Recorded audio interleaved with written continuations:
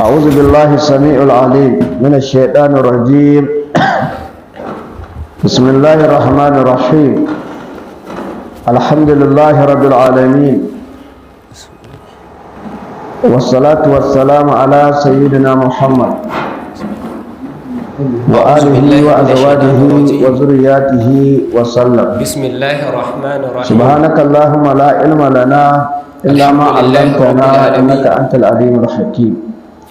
ثم صلاة وسلام على أسعد الأنبياء ويسر لي أمري وأصحاب واحلل المرسلين عقدة من لساني يفقهوا قولي. سيدنا ونبينا اللهم محمد لا سهل إلا ما وعلى جعلته آله سهلا، وصحبه وأنت تجعل أجمعين. الحزن إذا شئت ومن سهلا. دعا بدعوته واتصن بسنته إلى وبعد يوم السلام الدين. عليكم. وسبحانك اللهم muna لا ƙara علم gode لنا ma إلا ما Allah علمتنا subhanahu wa إنك ta'ala أنت العليم الحكيم. da ya ba mu رب اشرح dama لي صدري ويسر sake لي ba mu أمري aron واحلل rayuwa عقدة من لساني يفقهوا da قولي. lafiya أما da ta بعد damai السلام عليكم na ورحمة samun الله halarta wannan وبركاته. lokaci mai albarka na wannan rana ta Lahadi. yan uwa muna ƙara miƙa godiya ga Allah Yau subhanahu wa Lahadi ko? ta'ala da ya ƙara Muna ba mu uku ga watan lokaci Sha'aban. da lafiya da dama Hijiran manzo sallallahu alaihi Na wasallam zagayowar wannan sati. 1446 a daidai wannan rana mai albarka a kuma daidai wanda yake wannan daidai lokaci da da muke amfani da shi biyu ga domin watan tunasar da kanmu Tuwari. Hijiran miladiyya 2000 akan abin da ya wajaba a 25. kanmu na addini. to kasancewa yan uwa satuttuka da yau suka rana ce da gabata muke diba a hakamin mun ibada, fara magana akan wani maudu'i mai kunce muhimmanci ibada, bi ma'ana a wato darsul kula da fiqh. tarbiyya, Muna cikin littafin al-muqaddamatul izziya, wanda yan uwa ita tarbiyya amma mun ita tsaye da ce karatun na farko littafin izziya da ya kamata dan adam da na bulugul maram ya kula da ita ga iyalinsa ko akan saboda sama gabatarwa azumi, ya wanda kula da yake ya shi azumi wata tarbiyyarsa ibada take ce shi ma mai gudana zaman kanta, idan ya zamto mi kuma shi ya hita mukan yi fagen haka da duk shekara. za a rika kula da shi Tunda muka zo nan wato shi ne masallacin idan ya kai munzali na shekarun balaga in azumi ya gabato mukan yi darasi dama akan maganar azumi daga nan har idan aka ce tsufa zuwa ƙarshen wato ce an mutum ya ga fara wata. shekara 40 kenan wanda ita To tarbiyya kasancewa ga lokaci na gabatowa tafiya ne da yasa za mu ɗan samu wani abun out duba, rayuwar shi duka duk da kuma yau ba mu tawo da Dole niyyar ne yin karatu ya na kula da azumi tarbiyyar ba, kansa. amma kuma na ga lokacin ya da kware. kuma mi wanda dai Allah subhanahu wa ta'ala ya Yasa wakala a bayansa za mu da ɗauki ƴaƴa, wasu abubuwa a cikin wannan ƴan littafi uwa, na da kuma mi kitabin iyalinsa. hajji muslim. Za mu taimaka Ƴan uwa, ta mun goma ji sha kissa ɗaya wadda ke bani Luqman akan al-Hikma. azumi, sai mu ɗan diba abin da Na Allah ya sauƙaƙe. abin da yake gaya ma ɗansa Da wato fatan shi muna ne roƙon Allah ya rike subhanahu wa addini, ta'ala ya zama ya mutumin rike mu, kirki sannan mi da an shi ya kula da ibadojin mu ya ƙara maganganunsa mu ya san lafiya abin da da zai arziki, rika faɗi kuma Allah shi gwada mana wannan wata mai albarka. wanda a lokacin da Luqman al-Hikma Allah ka isar yake da gaya mu wa ɗansa wannan domin shi Ramadan kai ta addu'a Allah ya gwada maka ɗan shi. nan nasa bai wuce shekara Domin 8 zuwa manzon 10 Allah ba yake cewa a Ramadan ila Ramadan kafaratu. sai Daga muka Ramadan ga zuwa Ramadan an yahi ma da abin da wato da muka ce Ramadan ya zo ya an zani tsaya. na shi To duk abin da kai wannan wannan an tarbiyya yahi ma maka shi. kai kanka ka fara zama mutumin Kun ga kirki akwai fa'ida ko? Sannan shi kan shi Ramadan din kuma in ka samu ka shiga cikin shi. To kaga alhamdulillah kuma za a ƙaru da abubuwa wanda ga su za mu to karanta in ba insha wani Allah taimako ta'ala. na Allah ba bayan kama To malamin ya yi bayani ya ce Sai a samu bismillahir rahmanir rahim tarbiyya. al-fasl al-hadi ashar, fasali kenan wanda zai mana bayani idan kuma ka yi na yawon 11 a cikin tsarin wannan littafi na mai kitabul minhajul muslim. da salihan bayi Malam ya ce fihi asharul mawad, da irin wannan daga jarabawa cikin wannan darasi da zamu karanta na azumi za mu karanci maddoji guda 10. Na Yan ɗaya uwa, malam ya fara da cewa ta'rifus sawm, Allah subhanahu muna wa cewa ta'ala azumi ya azumi labarta ko mana a labarin musulunci sai ka tambaye musulmi ka ce me azumi, wani salihin bawa wani sai dai ce maka azumi. a lokacin annabi Musa alaihi salatu Amma in ka wasalam tambaye abin da ake so kana yin abu ka san kai da ne. suka je za su yi tafiya da To me annabi Musa ake ce ma azumi? wato da annabi Kizar Malam ya ce asabu lugga, abin da ake ce ma azumi a lugga ta larabci wani bawa al-imsa, wanda shi wannan Shine bawa ya kamewa. kasance ni mutumin kirki ka kame da barin wanda wasu ta wannan abubuwa. sanadiyya Allah An subhanahu wa gane ta'ala ya kula da kamewa shine bayansa kawai ka ce wani wato ƴaƴansa ka gane kenan ana cewa ne ya to kame yawa wanda yana nuna mana cewa ne idan kana so a ce ai rayuwa ko cikin wasu ko cikin duniya wani ma shi Allah subhanahu wa ta'ala ya kula da ƴaƴanka aka ce wani ya ce a shi wani azumi ne ka zama mutumin kirki to ana azumi da ake yi nan ba azumi aka ce ai sa Lokacin da suna tafiya ba ana nan cikin azumi na wannan ba sai annabi kalmar kizar larabci ce wato cikin majalisa ya ware wanda ya ba kare da dama ana sun ta ce magana kizar shi ne ce annabin Allah ne ya ce kala ba ce ai azumi sai ne. annabi kizar ya bulla wannan jirgin ina ta mun gane annabi Musa ya tambaye shi kai wanda ya kawo mai azumi da zai bulla azumi wannan da ya jirgin kashi shine al-imsak sai wa annabi shar'a kizar ya ce amma masa abin da ake ce ma azumi a shari'a ta ba za musulunci ka iya hakurin tafiya da al-imsaku ba bi niyyati at-ta'abbud suka ci gaba da al-akl tafiya wa shurbi wal ya tadda wani ghusl yaro ya kashe shi abin da ke azumi a shari'a musulunci shine kamewa Annabi Musa ya bi ƙara niyyati tambayarsa, ta'abbudi da ya niyyar za ka yi ibada kawai mutum bai ka komai kame ba ka kashe me shi za ka kame anil akali daga balin ci wa shirbi da Sai balin Annabi sha Kizar ya ya ce kasance masa, ka bar cin "Na gaya abinci ma ba za ka iya ka kame tafiya daga tare balin da cin ni ba." abinci ka kame daga balin shan abin sai sha annabi Musa ya ce ko mashi mene? ne ina ta kun gane mantuwa ne wadda shiyan nisa ba zan kuma sake ka kawo kame tambaya ba daga suka ci gaba da balin tafiya suka shiga wani saduwa gari aure a wannan jima'i. gari sai suka je da suka je an garin gane ma sai ya zama wasa'ir al-muqirat mutanen garin ba su karfe su ila ba su ghurub masu sauki shams ba wannan kame kuma ta kasance suna cikin duk tafiya wani sai suka zo abin daidai sha'awa na ce ka wani kame gida tun daga wani lokaci min da suka zo ɗin daidai kaza. wannan katanga daga to katangar kullowa ba su fara alfijir ba ila sai annabi ghurub Kizar ya shams ce ma annabi Musa ya zuwa ta da wannan katanga faɗuwar rana sai in ga suka kawai kare aka ta gano. sai annabi Musa ya ce ma annabi Kizar aka gano sai su biya mu an gane tun kuwa da ni sai mun masu aiki kuma mun wannan ne shi musu ake ba mu ce masauki ba su ba mu ba kamewa ya kasance kun kare sai annabi daga Kizar ya ce ma barin ci annabi da sha Musa to wanda shi ne saduwar ƙarshen iyali. tafiya ta da kai amma tare da amma ni bari in baka tare da labarin niyya abin da ya faru. ta ya ba shi ibada. labari na ya yi abin da ya kame faru a samu za wata mu ɗora matsala halin shahid ko ta farin ciki abin ko da ta muke baƙin magana a ciki kan shi shine ne a wayi gari tun da alfijir yake to gari ya waye baka ci abinci ba har rana ta fara ya sa annabi Musa an su gane tare saboda farin ciki an fahimta sai annabi kana cikin wani farin ciki ya ce masa da gari ya wa amma waye jida kila na an ce Wato gari kaga da wani wayewa gida- aka zo aka ce fakana li gulawai kai ne shi mai sauko fil madinati aka bugo ya ma waya aka kasance ce kai maza ka na wasu ɗauko yara marayu takardunka ka ɗauko a cikin hoton ka wannan ɗauko gari. kaza ka je da nan nan da kaza a kaza wani ya biya ma kuma a maka ƙarƙashin wannan za ku je katanga ku je a biyu wato akwai abin taskar ya suna wani abin da ake nuna maka ko a ce wani ya abin kwafa amfani da sai kuka ce mahaifinsu ga wannan hidimar ba za aka ci abinci da farin ciki aka ta wannan hidimar Sai sai ya ba ku tona. wata yawa har dare har mu gaba ta yi ya sa musu to wannan kaga taskar a ya nan ga farin ciki ƙarƙashi ya sa ka sai ka ya gina kame sama to saboda baka ce kai shine ya roki to ai Allah shi kenan ma yau na ma ya idan azumi yaransa a sun ba kawo mu ƙarfi, ibada ya ba su ilhama an gane ta to a wannan da magana wannan ce katanga ka gani an za su ga fahimta dukiyar ko su kawai da da ma da gidansu hidima ta aure kila an fahimta ko mace ce mijinta zai karo aure ta tashi da farin ciki mijinta za a kawo sai ta annabi kishiya ya ci gaba da ce masa amma dalili Yaya? ne shi ne wa kana abubuwa saliha na ga kun da lalata daban Babansu ya kasance kamar mata mutumin ina kirki so kun gane ta kame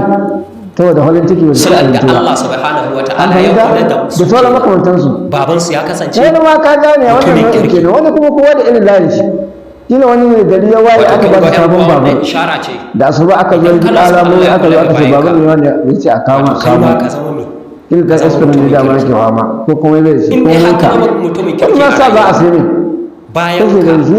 aka ce wanda ya suwa min sa Allah sarki ba kuma ba ma nashi ba aka ce Allah zai kula da kiwo su. aka ba shi Domin aka ce ga ai shi shi nan ke wani kula da komai. shi layin shi ne sai ta murna dalilin ko da wani yasa kira Allah ka subhanahu wa yace ta'ala ya kasuwa kaddara ce ya rayuwar kasuwa da da halin da ake ciki baban su bari ku mahaifinsu muka ya zai zama kara mutumin ma kirki ya da tsaya ya miliyan bi ɗaya ko da Allah ya miliyan yi biyu ibada ka juya zuwa baɗi ka bani kuɗi na ba shi bane amma sai wannan murnar shi an haka taimaka min mu an kasance gane zai mutanen ta kano kirki. ya roje zai yawo sayayya da mu makamantan kasance ne kuma an mutane gane masu ko karɓar kuma aka canji tashi gari ya waye aka Idan tashi muka da ji wani gaskiya, alhaji bai lafiya kuka ɗauke shi ko ta yi ɗauke asibiti ta, ba a ci samu gaba da aka ce amfani da kuma ita. ya rasu ba a samu to kaga duk na ba da Domin me? misalai na baƙin ciki da na farin ciki shi jinkiri ina a da kun rayuwa gane baka san duka dai wa ma wannan tadri baya daga nafsun cikin wanda za a ce ma kayi tafsiru azumi gadan. a Wa ma sai tadri kayi nafsun niyyar bi ayyi ibada ardin tamut. shine Ba malai wata yake rai ce wadda ta gani sani. malai yake Me za nan ta yi? tarihin Haka zalika ba farihatu wanda ya sau san a ina zai tarihin wato wajibcin yin azumi tarihin da zama da aka fara yin azumi cikin aikata tarihin ayyukan shi azumi akwai yadda aka fara shi a musulunci wani ya mutu gidan ka an fahimta a wani ya mutu musulunci ne gidan nan caca wani ya al'umma mutu ne muhammad masallaci. sallallahu alaihi wasallam shi akwai sanda annabi wanda baya ya mutu azumi gidan karuwai an gane ya da san al'umma cewa shi duka ma sakon akwai da ba bai sani annabi ba ba mai aikin mu ba ko haka waye gari an wani wahayin ita mutuwa ga akwai da ba a sallah aka waye gari an wani sallah to shi ma azumi a tarihi shi ne zamu mala yace faradallahu azza wa jalla ala ummati muhammad sallallahu alaihi wasallam as-siyama kama faradahu ala al-ummati allati sabaqat mala yace ubangiji subhanahu wa ta'ala ya wajaba yin azumi ala ummati muhammad akan al'umma annabi muhammad sallallahu alaihi wasallam ya wajabta mana yin as-siyam yin azumi kama faradahu kamar yadda ya farlanta shi ya zama wajibi ya wajabta yin azumi ala al-ummati akan wasu al'ummomi allati sabaqatuha wa suka riga wannan al'ummomi ke kun ga wannan ya gwada mana ana dama tun da Allah ya yi al'ummomi annabawan da aka yi manzanni na harko tun daga su annabi Nuhu alaihi salatu wassalam aka zo su Hudu su Salihu aka taho su Ibrahim su Ishaq su Yunus aka zo su Shu'aibu baki daya har aka zo duk an wajabta yin azumi a gare su yanayin yadda har yanzu da annabi Isa alaihi salatu wasallam har yanzu da annabi Muhammad sallallahu alaihi wasallam wannan al'umma sun yi azumi da kaulihi ta'ala da fadar ubangiji madaukakin sarki Allah ya ce ya ayyuhal ladina amanu kutiba alaykumus siyamu kama kutiba alal ladina min qablikum la'allakum Allah subhanahu wa ta'ala ya ce ubangiji subhanahu wa ta'ala yake cewa ya ku mu'minai lalle an wajabta yin azumi a gare ku kamar yadda aka wajabta alal ladina min qablikum da wa'anda suke gabanin la'allakum tattaquna ba dan komai aka sa yin azumi ba shi azumi an sanya shi ne domin ku ji tsoron Allah domin shi azumi na ƙara tsoron Allah ba ma kamar irin wani cikin azumi kwana 30 da muke yi ko 29 to nan za mu ɗauki tarbiyya ta tsoron Allah kamar za mu tadda azumi na ƙara tsoron Allah sai mutum ya yi azumi bai ƙara tsoron Allah ba to ba azumi ba ya dai bacci da idan kai iya ƙoƙarinka a wajen ɗanka koko idan wa kana zalika fi yawmi isnaini wannan kuma labari wannan sauka wannan aya ya kasance fi yawmi isnaini a ranar litinin domin Allah mun subhanahu wa sha'aban daga watan wannan sha'aban wannan watan da muke ciki an gane kuwa sanatu isnatayn min hijira ta biyu da hijira an gane shekara ta biyu da hijira annabi ya yi hijira Allah ya ba mu labarin ya shekara daya ya shekara biyu aka wajata yin azumi annabi Nuhu da annabi Nuh an gane kana ta tahta min ibadina salihin kun ga yanzu muna hijira manzon Allah sallallahu alaihi wasallam 1446 to da 46 ya kaɗai da biyu minus 2 ta'ala ya ba mu labarin matan annabi Nuhu da annabi da 40 da ce kana ta tahta to yau azumi shekara yau azumi wanda wannan azumin an gane kuwa yanzu azumin da muka yi ai wannan ba mun shi ba fakala tahu ba an gane sai suka mi ba da ba mun shi ba shi to kaga yanzu an yi azumi 1444 an gane ba za su iya amfana su da komai ba a ina ta mun gane Allah zai ce ba da 43 hanyar wanda ba a yi shi ba ko sai an yi su kuma da kuɗi kun gane misali yanzu azumi wanda aka yi 1443 a duniya idan ƴaƴa ne idan Allah ya sa muna da rabon yin da wannan muka gani to shi da an yi da hudu ce azumin da Allah aka yi na shekara 1443 kan'ana ya ka azumin da aka ke na shekaru kun gane lissafi idan ka ga muka yi wani ce 30 so 1443 a matsayin jarabawa kun je gida kun fito sai ku buga lissafi a matsayin jarabawa amma ina ta kun gane mu rika da azumin aka yi duniya an fahimta wannan shine mu rika kokari malam sai ce almadatu saniya sai madda ta biyu mun ji abin da ke azumi madda ta daya a daidai kuma tarihin yin azumi da kuma dalilin yin azumi azumi ya zo cikin alkur'ani ubangiji ne ya ce a yi shi saboda haka wajibi ne yin azumi abin da ke faruwa abin da sai madda ta biyu malam ce fi fadalin sawmi wa fawaid tabarruji yayi yawa malam kuma zai karantar da mu a cikin wannan madda zai mana magana ta falalar shi azumi kuma shi a addini ko na ramadan ko ba na ramadan ba wa fawaidihi da fa'idodin shi yin azumi na ɗaya alif shi ne ma da ce fadalar yin azumi azumi yana da fadala ya shaɗu da fadalin sauri wa ya ƙarruhu alhadisu taliya mala ya ce shi azumi falalar shi ta tabbata kuma wannan ba uzuri bane sun tabbata akan hadisai masu zuwa. Qauluhu sallallahu alaihi wasallam, fadar annabi tsira da abincin Allah su tabbata a gare shi yana da cikin yin falalar azumi. Allah ya cewa as-siyamu junnatun minan nar. Hatta kun ga shi azumi in kana yin azumi to garkuwa ce daga wuta. To amma ba ka samu yanzu ka jinnata ahadukum min al-qital, ko especially idan aka kamar ce yadda garkuwa ta ɗaya daga gare ku ga mai yayin yaƙi. sallah ne a'a An gane ba mu san yaƙi bane, zaka ga kai ya Allah san da abun shi. takaici. Kun fahimta? Yaƙi ne da ake yi da takobi da Joseph kibiya da mashi. yanayin shiga su Idan mutum ya bugo ya salo takobin shi ko ya sako kibiyar shi, da yayi kaga ta taho ne ya ko kamata kuma kin shiga da su ga wata kalar wannan sutura suke garkuwa. sa Kun san garkuwa ko? Wani hwaihwai ne wanda ake na a ƙarfi farkon wanda za ka kare. jahiliya Kun tabarruji an kawo ma sara, ka san ko da aka kawo ma sara ko ba ka rike da komai sai ka miƙa mi. Allah Hannun za ka yi subhanahu miƙa wa kan. ta'ala ya umarci An gane? annabi Ko da za a sara hannu, za ka sai dai kai haka da shi. Shi hannun ɗan karambani dole sai ya karba. Duk abu da ya taso ma hannu sai an ɗauke shi, hannun sai ya ɗauka. Ko sanda aka bugo sai ya miƙa shi. Ina ta mun gane. To wannan kariyar wannan zai kariya ne, wannan garkuwar. Annabi ya bada misali da domin su sahabbai sun kowa sanin muhimmancin abin Allah kariya subhanahu irin wa garkuwa. ta'ala ya ce wa mata annabi ku ba kamar Saboda su sun je sun yi yaƙi na gandariya na ainihin. yadda mata ke Allah fita a ta kare lokacin da jahiliya To sun ga muhimmancin garkuwa ya sa manzon Allah ya bada misali da ta garkuwa. ka ce rayuwar Yanzu lokacin wani da an ake kwana rayuwa ne wannan bayanin ba zai gane ba. ba addini Saboda bai san ba muhimmancin tsawon garkuwa kasuwa ba. Amma ko baka yaƙi Mata ba aka suna ga ba, fita yadda suka ko da ga wannan dama. fitila ce yanzu ka kawo bugu ko gyale in ita ne gare ni ne gyale lokacin ita sai jahiliya rasa ta ba haka amfani da shi ko ta kare ko sutura ce wani ta abu lokacin ne. jahiliya Kai kuwa ba wani abu ne ko Wata hannun rana- ciya kake rike sai ka tura shi wata daga cikin ko zai amfani ko ba zai 'ya'yan yayyan sai na ka miƙa Aisha shi to ina haka ce ya garkuwa to Abdurrahman in bin kana yin Abubakar ce ta azumi shigo wurinta to misali yadda garkuwar nan ta kare ka Sai ta daga ɗauko barin ta samu da samun gyale. a sare ka to azumi haka yake Wato kare shi ka daga gyale. wuta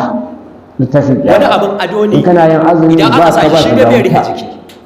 Allah yanzu ya sai kare ma ya zamto ni zaka wa ga ya qaulihi kwashi sallallahu kayan alaihi wa sallam ya sai zama ka dashi kawai shi abin ya da ado ba abin Allah abin tabbata a jiki. gare shi Sai da Annabi na Muhammad Aisha sallallahu alaihi wasallam yake ta cewa kwace man wannan sama irin yawman abu fi ne wanda yake da sabilillah sil- azza wa shara-shara. jalla sai ta zahazaha tullar da shi Allah sai ta wajahu ɗauko an wani an-nar bi katon zalika bango al-yawm sai ta bata 70 ta ce ta kharifa rufa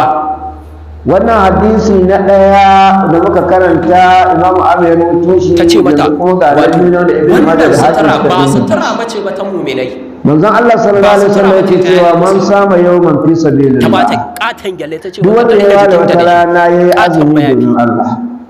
amma sai zan tobi a Ya wannan yi zamani azumi, za kun ku gane ga ba na ƴaƴan zama ake yi ba. kannan mu suna To fita hanyar a gaban mu gaban za su ɗauko domin Allah azza wa jalla mai girma ke ciyawa. haka in dai kai azumi ai sai mu domin rika Allah tsammanin kai ai wancan zahazaha tawaye Allahu wa wajhahu to ubangiji Ko, zai ya tsayar ta da tawaye, fuskar ai shi kanwa ta zai tawaye. kare fuskar shi an wanda ba nari mu daga san barin wannan wuta abu zai affect da zalikal yawm sai da ranar dalilin kiyama wannan idan yinin Allah ya guda tsaya ɗaya da yana kai tambayar mu game da 70 wannan sutura kharifa da tsakaninka da jahannama ƴaƴanmu wato da kannanmu suke shine sawa. wato sai malamai suna fassara kharifa shekara Allah kaga subhanahu distance wa ɗinka ta'ala ne na tsakaninka ya da ita wutar umarci jahannama matan tahiya mu'minai ta da me? shekara su rika sanya 70 hijabi a cikin suratul ahzab tafiya ta Allah ya umarci ƴaƴa shekara 70 ya umarci kuma ta matan mahayin raƙumi da mi matan mu'minai ai ko su rika hawaii ko su rika rihe shekara 70 suna da tafiya hijabi wa qul lil mu'minati Ai, kaga yaghuddu yaya? min absarihim wannan mubahala ce ta manzon Allah sallallahu alaihi wasallam wato Wala ta gwada maka illa ma zahara lalle minha. aikin Allah na tashin kiyama wal zai cece ka yadribna bi daga barin azabar khumurihinna Allah ala jiyudihinna Allah subhanahu wa ta'ala ya ce ni to saboda haka mu dage da yin azumi Wato duk yin azumi al-khumur. ba shi ba wutar jahannama wato ana nufin al-kimar kenan wa qawlihi sallallahu Sai alaihi ya wasallam abin fadar manzon Allah sai da amincin Allah sabata a gare shi aljihu daga cikin wato falalar yin azumi kamar a ce annabi ya ce inna lis-sa'imi inda fitrihi da'awatan la turad domin mi lalle yawancin sattar mata annabi za sai ka da ga amincin idan Allah sun sabata a sa gare shi sama wannan hadisi abin da wanda shi yake abin majah ya ana rawaito ganin shi mi an gane kuwa wuyansu. kuma ita yace mace inna lis-sa'i lalle ku sani da mai yin azumi mace dukan ta tun mai yin al'aura ce banda azumi ni inda fitirhi a Tafukan lokacin hannu. buɗe bakin shi yana Da da fuska. wani da'awata yana da wata irin addu'a sai wanda Allah idan ya subhanahu yi wa ta ta'ala ya umarce su da su rika ba za a mayar mishi ba rufe jikinsu jama'a kada su rika bayyana idan kana da wata bukata ga Allah sai subhanahu wa ta'ala ga wasu mutane da sai ka Allah iya yin azumi ya wannan lalata azumin da kai da yawan bukata da wannan azumi ne kai shi domin Allah ne domin dan wa muna roƙon Allah subhanahu wa na ta'ala Allah za ka ibada domin yafi annabi mana sallallahu alaihi abubuwan da akai saboda wasallam karancin wato ilimi. shi ayyuka na wanda kwarai muka faɗa su daidai ake yin Allah subhanahu wa tawassuli da ta'ala shi ya zuwa hada ga mu Allah lada kun gane muna roƙon Allah subhanahu wa tawassuli ta'ala kenan na shari'a ya kawo wanda za ka yi mana wani aiki na kwarai na rayuwa. sai kai tawassuli ka ce Allah ga abin da na yi Allah babu Allah da mun sani in na yi shi domin neman yardarka to inda zuciyarka ta san kayi domin Allah Allah kai min kaza to Allah zai maka kamar da za mu karanta nan gaba in mun zo cikin riyadu salihin za mu ji bayan Allah da suka je suka shiga cikin wani dutse suka roƙi Allah suka tawassuli wani ya ce ba za ku yi ta mana ba za mu ta mana kowa sai ya faɗi abin da ya na kwarai to in kana so Allah ya karɓa ma tawassuli ana tawassuli da ayyuka na kwarai wanda suka taho daga Allah subhanahu wa ta'ala ta hanyar annabi Muhammad sallallahu alaihi wasallam to sai ka yi tawassuli nan sai ka ce Allah na roƙe ka in ka zo wannan addu'a da za ka yi sai ka ɗaga hannu ka ce Allah ina tawassuli da wannan azumi da ni Allah ka man kaza ka raba ni da kaza to annabi ya maka alƙawari an karɓa ba za a mayar ma sai dai ka jira an fahimta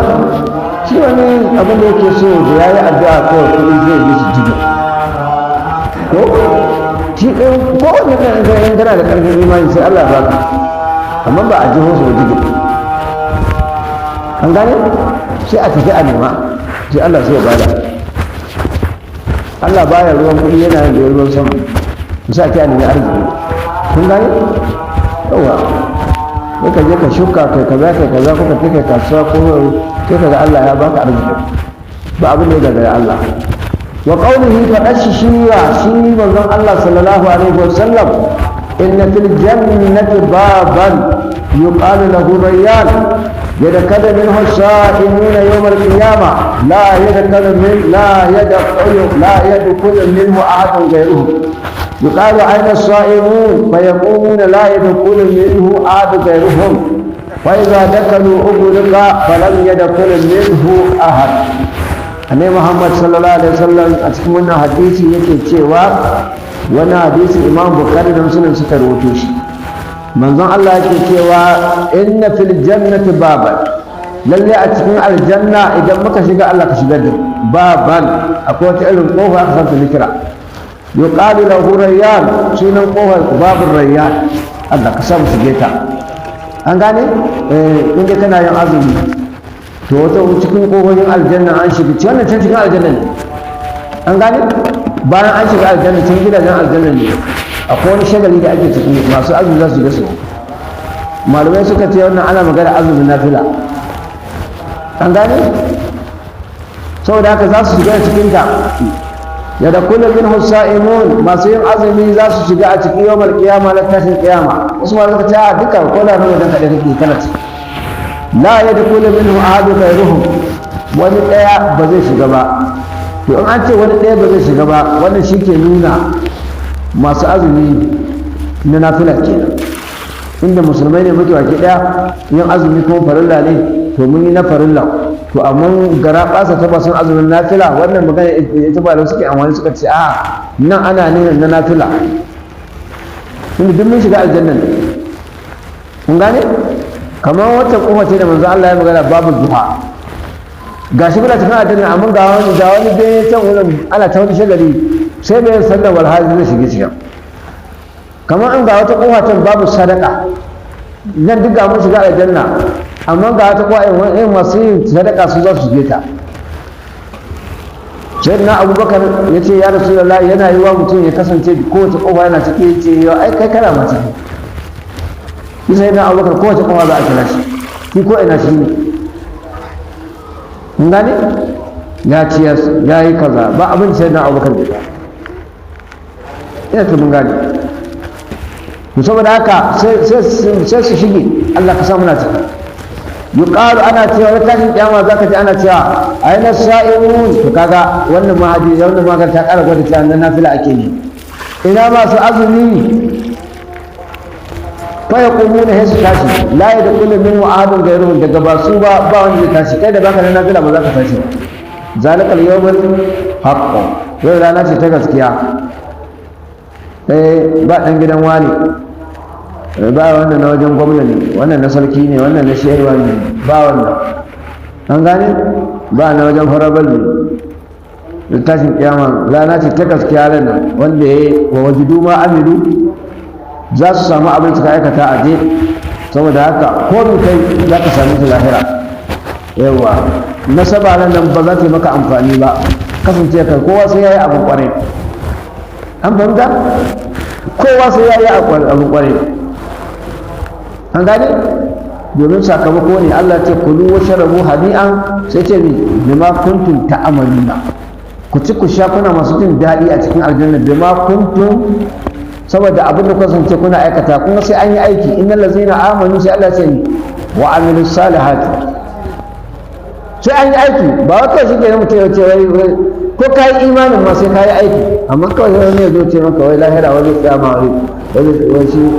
har ma ya ce wai an ci kwallo shi ma an sai maka shiga aljanna ba, da ƙarya ce. kun gane? Sai an yi aikin, bayan imanin ma sai an aikin. kun ga annabi Muhammad gashi sai an kai imani, bayan ma kaga annabi Muhammad kai imani kai aikin. Saboda haka wani ya ce shi in an ganin shi zai sa a shiga aljanna, duk labarin ne. Dan annabi Muhammad ma bai sa ka shiga aljanna, ko yana sa? Da yana sa duk su Abuja da za su shiga wuta, ba su gan shi ba. Sai ka yi aiki, kai ka yi imani sannan ka yi aiki na ƙwarai. Nassin Qur'ani ya ce innal ladzina amanu wa amilus salihati, kaga wanda suka yi imani sannan suka aika aiki yau kana lahum jannatu, to aljanna ta kasance a gare su. kada nassin Qur'ani ya zo maka ga hadisan manzon Allah zan dariya wani ya zo ya dare ka, ya hana ka ibada, ya ce zai tsaya ma lahira. Labari ne. Sai ce ina masu azumi fa yaqumuna hay su tashi, la yadkhulu minhu ahadun ghayruhum, daga ba su ba wanda zai shiga. Fa iza dakalu ugulqa, idan suka shige sai a rihe kawai ta shagali, kana kallo. La ilaha illallah. To jama'a sai mu dage da yin azumin nafila. Fala yadkhulu minhu ahad, babu wani wanda zai shiga daga ba su ba wani ɗayan da zai shiga. Sai ka tambaye kanka, kana yin azumin nafiloli wanda manzon Allah ya shine da ya ce ga su ana yin su?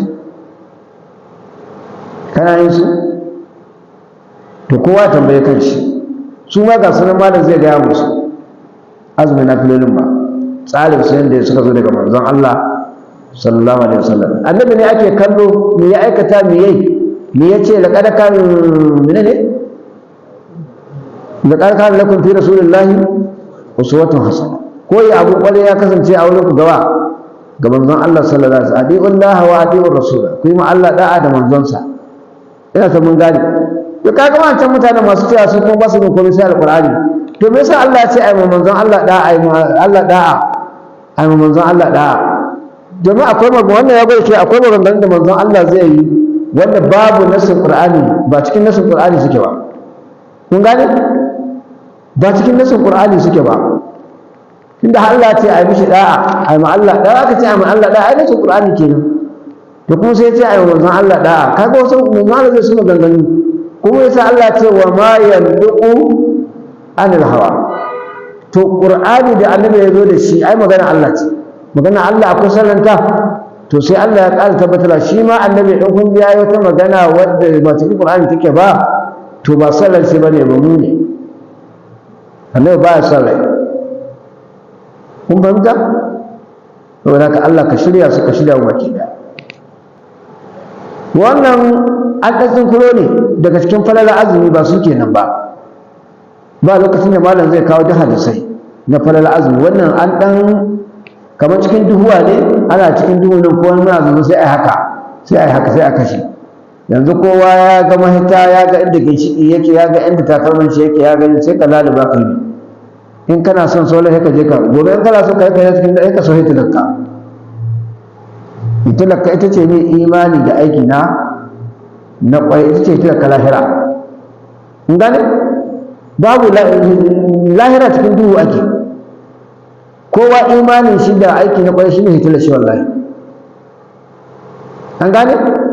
Yasa su azzalumai suna cikin duhu. Zalunci ne shi ne shirka. An gane? Da sauran ma zalunci. ina da mun gani saboda ka wanda bai tsaya bai bauta ma Allah ba shi kadai ya game da me to lalle lahira ta cikin dufa shine annabi ya cewa az-zulmu zulumatu yawmal qiyamah shi zalunci dufu ne na tashi kiyama babban zalunci da alqur'ani ke magana da kaji alqur'ani sai az-zalimai to masu shirka Allah ka tsare mu da ita fa'idodin shi azumi wannan farala ce ta azumi muka karanta yanzu kuma za mu ji fa'idar azumi an gane amfanin azumi wa'in falala ce yanzu kuma za mu ji amfanin yin azumi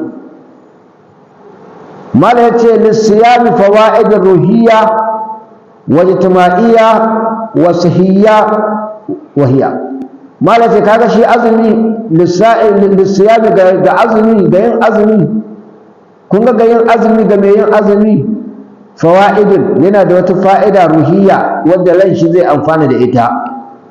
wajtama'iyya zamantakewar kama za ka azumi zai amfani da kai wajen zamantakewar ka wasihiyya bangaren lahiya ma azumi zai amfane ka wahiyya su ne min alfawa'id yana daga cikin fa'idojin azumi ruhiyya na bangaren lai da somi ga mai yin azumi annahu shi cewa da shi azumi bi awwadu sabara idan kana yin azumi zai karfafe ka da haƙuri kun san haƙuri a ce ai wani bai da ni haka za ka yi an cewa da bai da haƙuri to in ka ji in haka ji mutane na ambata haka ba da ka baka da haƙuri ba ce za ka yi ƙarya ba ne ba ce aka ka saurari aibin ka ga jama'a sai ka gyara ka saurari kirkin ka ga jama'a sai ka ci gaba to inda ka gada baka da haƙuri to daga cikin abin da ke sa haƙuri da kayan azumi yana sa haƙuri an fahimta domin za ka yi haƙuri da yunwa ga ka da kuɗin lemu ga ka da kuɗin kaza ga kai amma kana jin yunwa kuma ga nama ga kaza kuma ga kai kaɗai ka yi haƙuri to in za ka yi haƙuri da wannan to sauran Allah haƙuri zai zo na ma ga zuciya za a same ka mai haƙuri shi kuma haƙuri alheri ne ba a cin nasara sai da haƙuri an gane annabi Muhammad sallallahu alaihi ya ce cewa dukkan wanda yake tare da mai haƙuri to yana tare da jinja annan nasara ma'as sabr cin nasara bai yiwa sai tare da haƙuri in baka da haƙuri yanzu wane ne wannan ba baban gida bane ba kamar jiya da muke da shi ba su suka ta ina training da suka je training katifa aka wasu suka hawo gado aka lullube su ai akwai abin da ya haɗu da shi na rashin jin daɗi to inda ya tuna gida ya tuna ka ce ta ɗakin shi gobe sai da sai ya ce da kwallo da kai haka kawai sai aka haƙuri sai aka tada ne da kuna dukkan ku kun yi karatu kun je makarantu kun yi karatu wani yawo NCE wani yawo digiri wani yayi kaza sai da haƙuri manomi ba zai tadda ba sai da ya shuka ya ta haƙuri ya je ta noma ƙugun shi ya riƙe an gane ko ya dawo gida gobe ya koma ya je haƙuri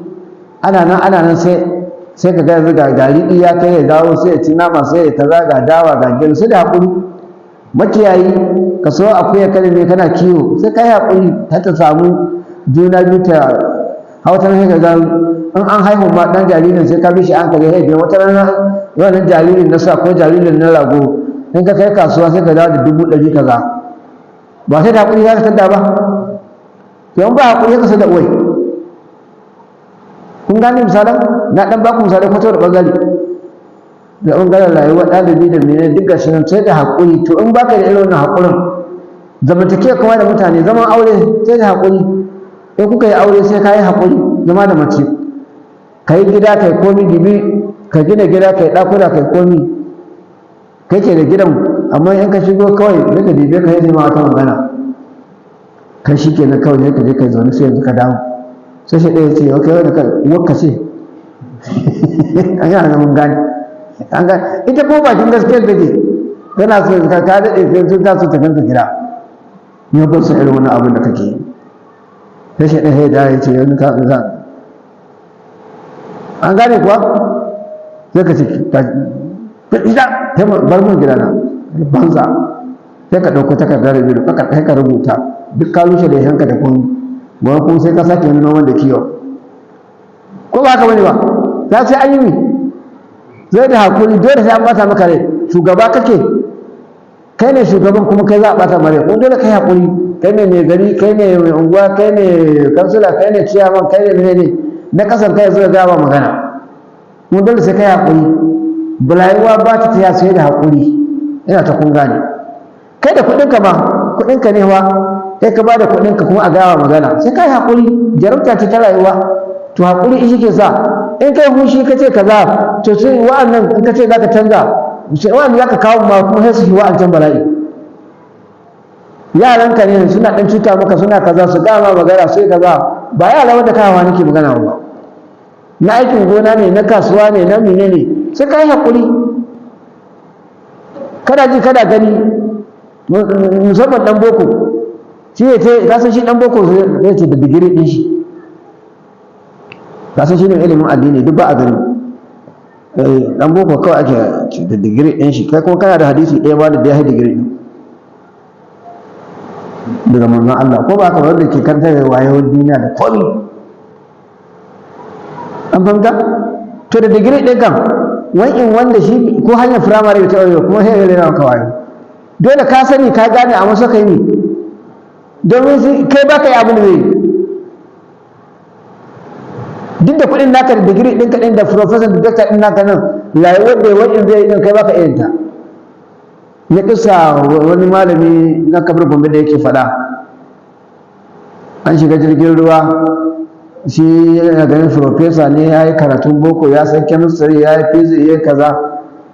an gane kuwa. Shi kenan aka faɗi kalma ce kai baka san kaza ba, ya ce yanzu kuna duk ku iya rubutu kai karatu, ya ce kai ku kun rayu duniya a banza, kun zo duniya a banza, za ku mutu a banza saboda ba ku boko ba. Shi kenan aka tara ta tuƙin ruwa, jirgi ma sai jirgi ya samu matsala, sai ya ce to a jirgi ya samu matsala, kowa dole ka haɗa da kanka, in ka tsaya ma jirgin sai danne ka, kowa yanzu ya haɗa da kan shi hiddami. To ga mai profesa, ga mai dokta, ga duk ga 'yan boko cikin jirgi, amma ba su iya iyo ba. Mai tuƙin jirgi ya ce profesa baka iya iyo, ya ce ya za a ce baka iya ruwa bane ba, ya ce kai ka rayu a banza za ka mutu a banza yau.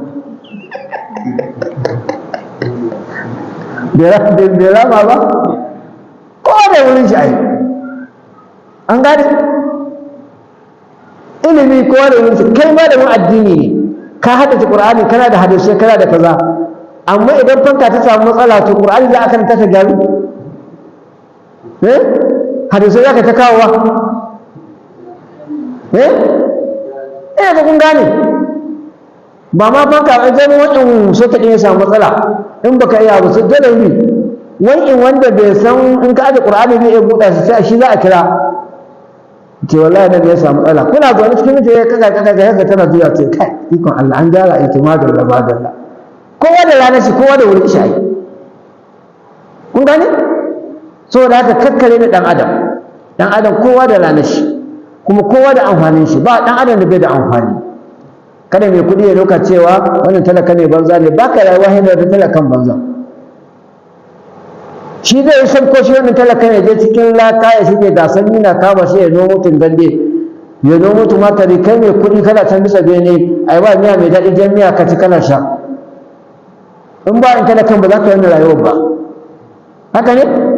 Wani in talakan shi ne ke can daji yake kiwo yake kaza, yake noma yake kaza, in ba shi kai kuma kai ma haka kowa ɗan ƙauye bai rayuwa ɗan binni, ɗan binni bai rayuwa ɗan ƙauye, haka Allah ya sa rayuwa. Aljanna take ba wannan. To wannan shi ne. To a takaice dai muna magana haƙuri ne, azumi yana koya mana haƙuri, dukkan rayuwa sai kun koyi haƙuri, sai kowa ya zama mai haƙuri. Wa ya'allimu ribdan nafsi, kuma shi azumi yana sanar da rai, wato haƙuri na rai, abinci ne ji na rai, tana taro rai, wai sa'idu alai tana taimaka ma ita rai da rayuwa wanda za ta amfane shi, dalilin azumi shi haƙuri ɗin. Wa yajidu fi nafsi malakatit taqwa wa rabbiha, kuma shi azumi yana sa ma rai, ba an can ruhiya ba, to shi azumi yana sa ma rai ta mallaki tsoron Allah, kuma sai ya rene ta da bin dokokin Allah. Azumi yana sa ka mallaki tsoron Allah, sannan azumi yake sa sai ya rene ka. Idan azumi ya zo kana azumi in kana azumi ya kama ma jiki, ba za ka samu ƙarfin da za ka je maka wasu abubuwa marasa kyau. Dalilin azumin zai sa ka zauna bawan Allah ka ta karatun alƙur'ani da tasbihi da menene, kana azumi kana kaza ga ta ta maza wala ka ji yanzu in azumi yanzu za ga an dakata da su. Ko a ƙauye can da tun ma kamun ilimi ya bayyana, idan a shekantakun ƙauye da ake yi don azumi sai a bar su, sai dai sai a san ko sai a ce mu yanzu mun ba komai sai dara, za a zaune wuri guda sai a ta dara saboda jahilci. An gane? Amma su sharo su menene duk wasu shekantaka ka sani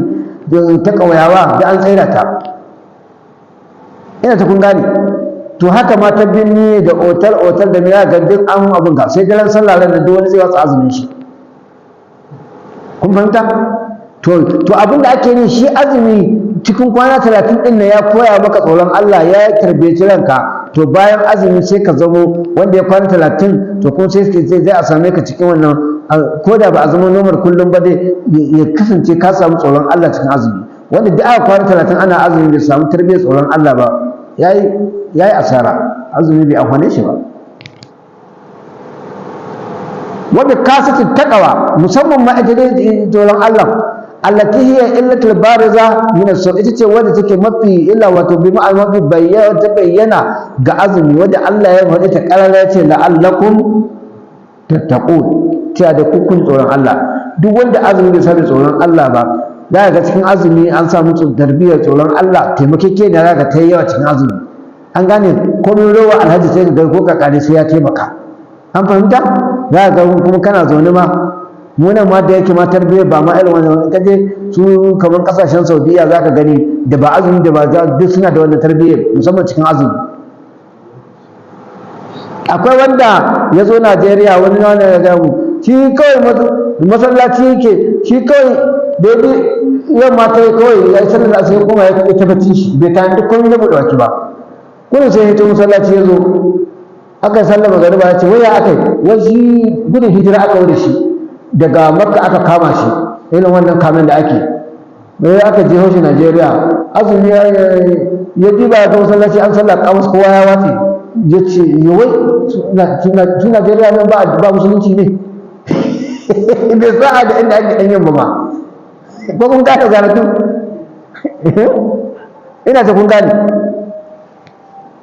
an fahimta? To saboda haka yanzu sai ga an azumi ya zo malam mu da ta malam ciyarwa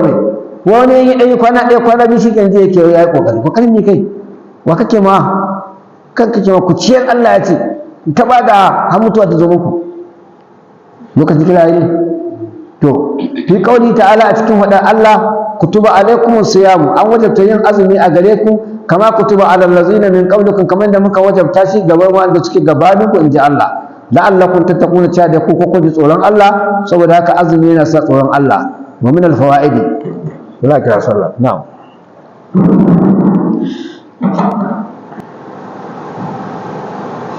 To ubangiji subhanahu ta'ala ke bayyana mana lalle cewa nan yin azumi yana sa tsoron Allah bisa wannan aya. Saboda haka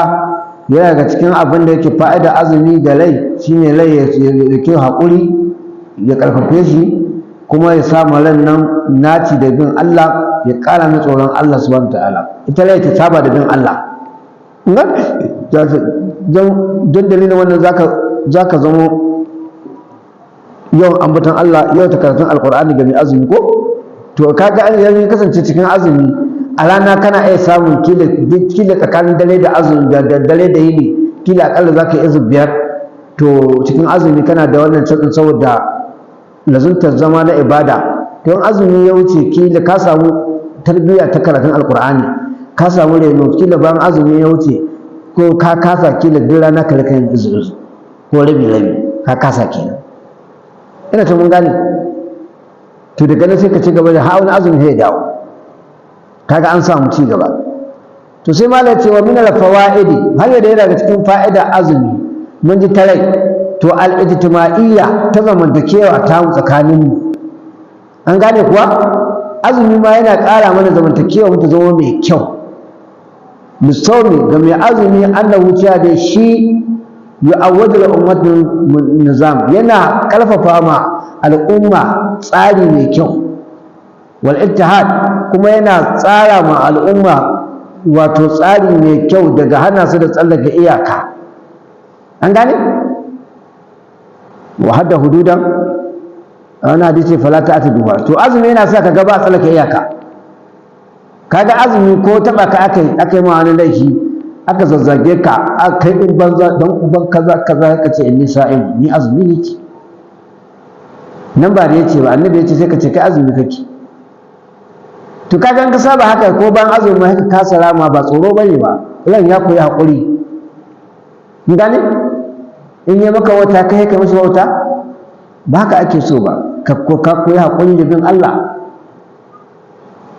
Wa hubbul adali, azumi bayan ya tsara min rayuwa da kuma mai kyau da bin Allah, to kuma shi azumi yana sa mana son adalci. Za ga azumi ya zo an koyi, za ga adalci kamar tafiya, kowa yana gurin dan uwan shi ya samu. In aka ciko hannu aka baka dabino, za ka ga mutum shi ma wannan dabino za ga ya ɗauko yana ɗan bawa ɗansu. An gane? Saboda haka nake kira ga mawadata, da yawa mutanenmu ana karanta wani hadisi, wasu ma malaman su ma suna karantarwa, amma wajen karantarwa ba su bayani. Ba su bayani wasu. Hadisin ga abin da yake ni daban, amma sai a bada fassara shi daban. Shi kuma mafi yawa wanda bai san addini ba sai ya ɗauki wannan fassara, ko kuma mai son rowa. Annabi yake cewa ku yi tsoron Allah ko da wani yanki ne na dabino. Ko da wa ana ne ka kasa ka abun da baka yi, to kai da baka kasa ba shike sai ka tsaya kullun kai kana da iko, sai ka zo kawai ka dauko wani dan dabino can wurin na banza ka raka ba jama'a. Kawai sai ka ga mutum malam ya dankale kuɗi a account din shi, sai ya zo malam ga abun gaba, sai ya so dan dabino wai yana nika wa jama'a. Ya annabi ya ce tsoron Allah ko da wallahi bugu zaka sha lahira, ba ana annabi ya ce ba. In za ka ɗebo dukiya ka ba mutane, ka ba mutane, ka ciyar da mutane. Yanzu ku diba kamar nan masallaci yanzu yadda muke ga baki ga mina, amma azumi ya zo nan wani ku diba, in ba wajen alaihi salam da ake kawo wannan kullun nan da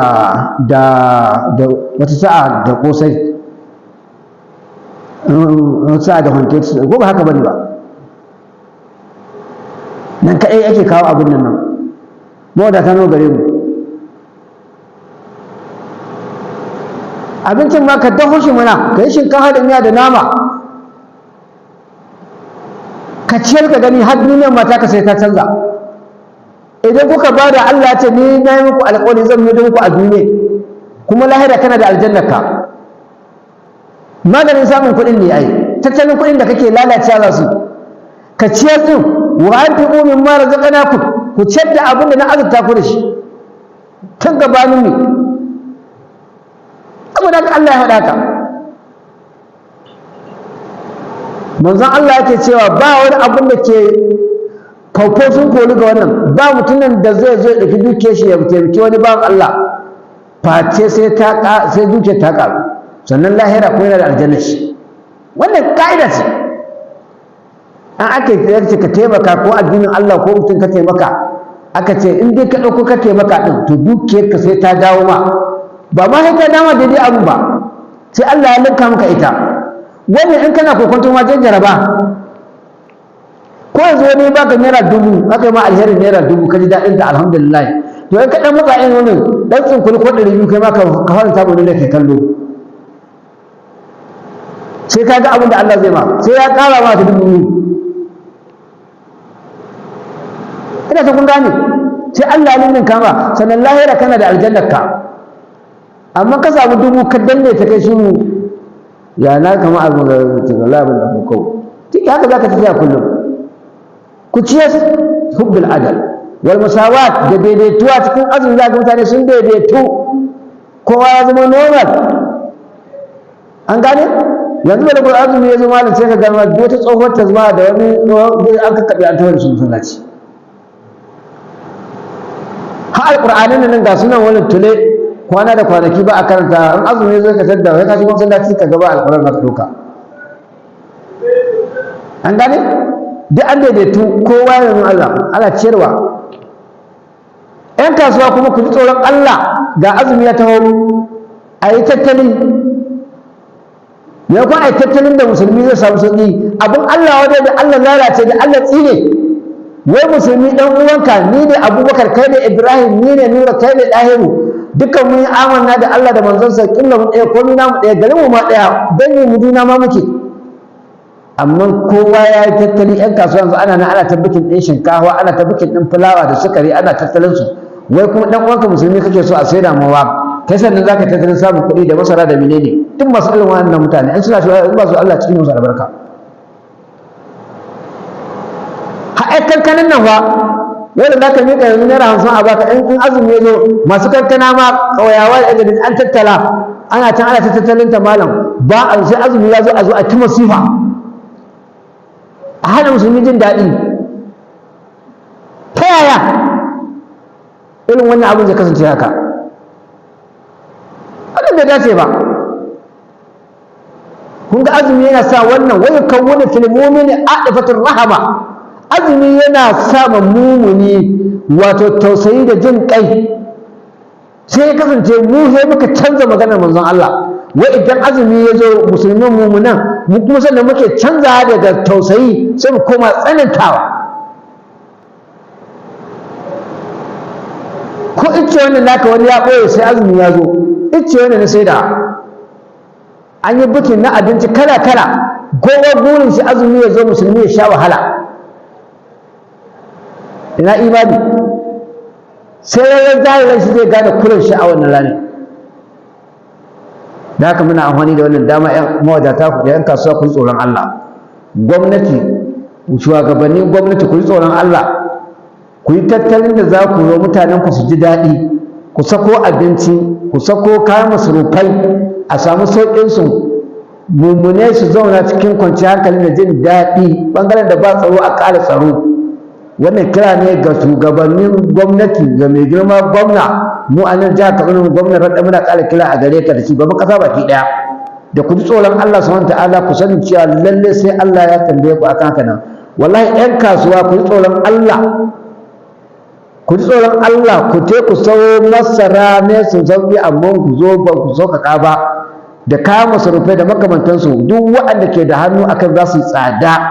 wallahi ku sani cewa annabi ya la'ance ku babu albarka to musamman kuma cikin azumi shi muke magana azumi ya zo ya kamata ku zama masu sauƙaƙa wa kulikil ihsani da kyakkyawar ɗabi'a in azumi ya zo kama ya sunan mujtama'a min shururi wal mufasada to dan azumi ya zo shine ake samun kariya daga zamantakewar mu daga sharruka